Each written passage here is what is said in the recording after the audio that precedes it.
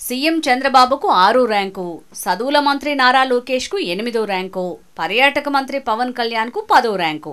ఆగో గిదేందయ్యా గిదే, గీళ్ళందరేమన్నా కాలేజీలో చదువుతున్నారా?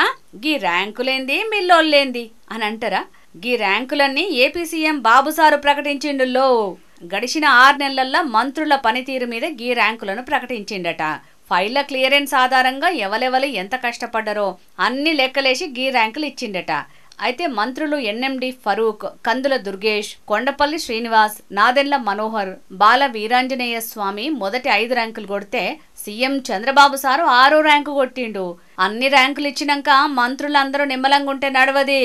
అందరు గేర్లు మార్చి స్పీడ్గా పనిచేయాలి, లేకపోతే అస్సలకే ఊకోను అని గట్టిగా చెప్పిండట. కానీ లోకేష్ సారు 8వ ర్యాంకులుండుడేంది, పవన్ సారు 10వ ర్యాంకులుండుడేంది? దీని వెనుక మర్మమేంది అని అనుమానపడుతున్నారట చాలా మంది. ఏహే, బాబు సారు ఆయనకే 6వ ర్యాంక్ ఇచ్చుకున్నాడు, గాయన నిర్ణయాలనే తప్పు పడితే ఎట్లా? ఎవల పనితీరును బట్టి వాళ్ళకు ర్యాంకులు ఇచ్చిండు అని అనబట్టిర్రు ఇంకొందరు. మొత్తానికి మంత్రులందరూ ఇప్పుడు ఈ ర్యాంకులు తెచ్చుకున్నారు. కానీ ముంగట ఇంకా మంచిగా పనిచేయండి సార్లు, మీ పనితనానికి మెచ్చి ఓట్లేసిన జనాలే మీకు ర్యాంకులు ఇస్తారు అని అనబట్టిరు ఈ ర్యాంకులను చూసినోళ్ళు.